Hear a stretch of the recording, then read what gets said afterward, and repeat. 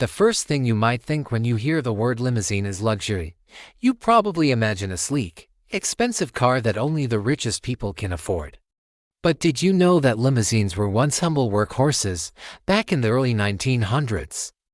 The wealthy elite were chauffeured around in these bad boys.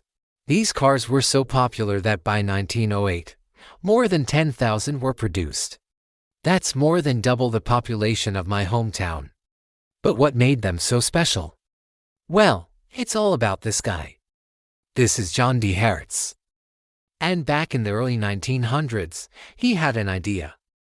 He wanted to create a car that was so luxurious, it would make people forget they were driving. So, he designed the first limousine with a partition between the driver and the passengers.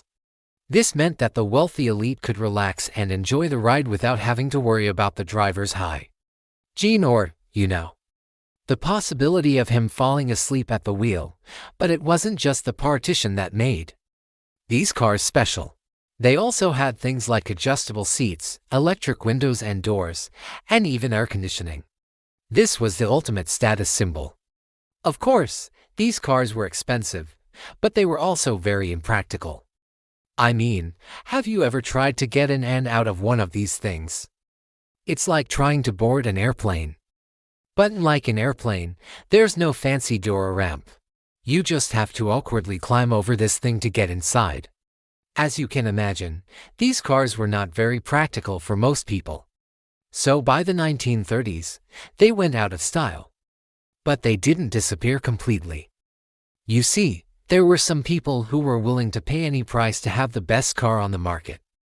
And those people still do today.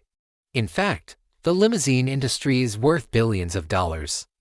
And these days, you can find limousines based on almost any car model, from the humble Toyota Camry to the Rolls-Royce Phantom. Some are used for weddings, others for proms.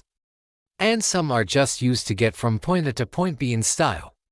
So next time you see a limousine, remember that it's not just a fancy car. It's a piece of history.